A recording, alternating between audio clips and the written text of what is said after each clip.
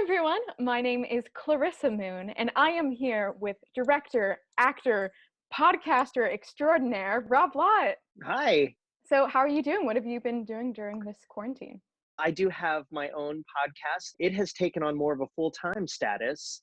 So I have that and reading and writing and planning new projects and things like that. Something I've always wondered about is your background. Mm, So what was your training like? I'm a whole lot self-taught.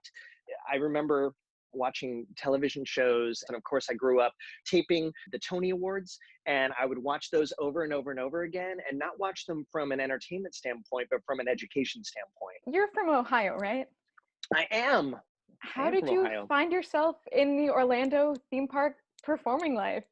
Yeah, so I was working with a guy. He put me in contact with some of his friends to get me set up with an audition in Orlando. So right out of high school, I jumped in my car. My dad and I think we drove down like on a Thursday, Friday. The audition was on a Saturday. I got the gig. They were like, "Great, when can you start?" And I said, "Well, I actually live in Ohio. How much time can you give me?" And they said, well, how soon can you be here? I said, "Can you give me a month?" And they said, sure. So, so it worked out. That's crazy. And what was that first role? Okay, so I started actually as a puppeteer at Walt Disney World, and my very first role was at Legend of the Lion King, which is not to be confused with Festival of the Lion King, which is over at Animal Kingdom.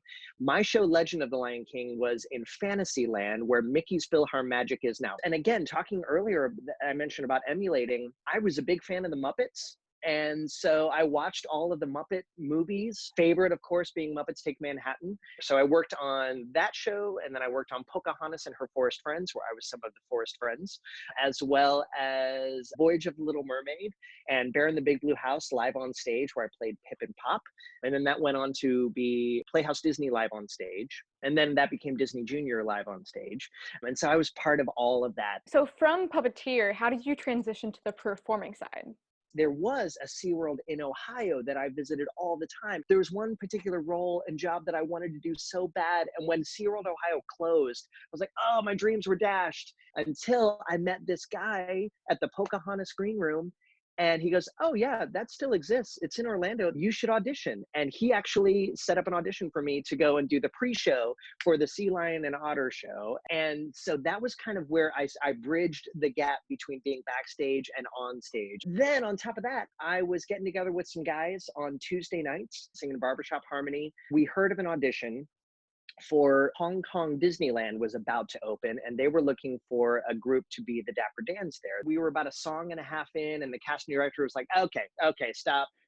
And we were like, okay, surely we were terrible, and he was just going to send us on our way. And instead he goes, okay, all right, the group that is in Tokyo right now, I'm going to send them to Hong Kong. I'm going to send you guys to Tokyo. It's a 13-month contract. All of you have to say yes, or none of you can go. It leaves in about 2 months. So we need an answer by the end of the day.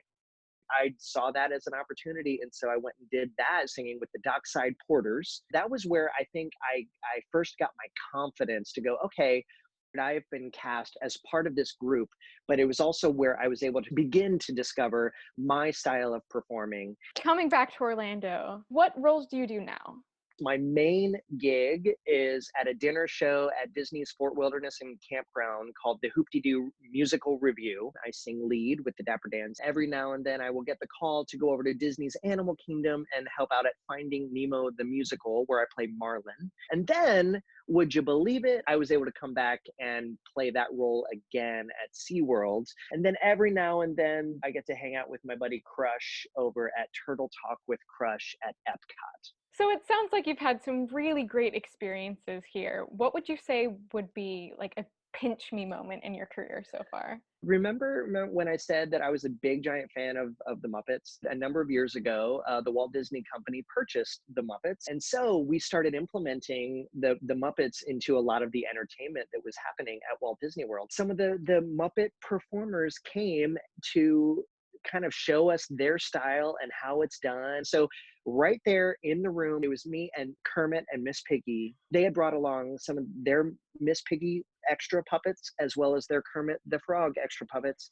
And there were a handful of us that got to put some of those on and use them. I put Kermit on my hand, and I looked down, and there's a little tag on the inside, and it said Muppets Manhattan apostrophe 86.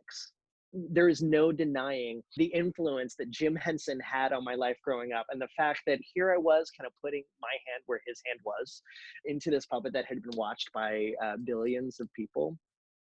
Like that was a bit of a pinch me moment. Well, thank you so, so much for talking with me today. Thank you for having me. This has been super fun. This has been Clarissa Moon, Talk to the Stars. See you later.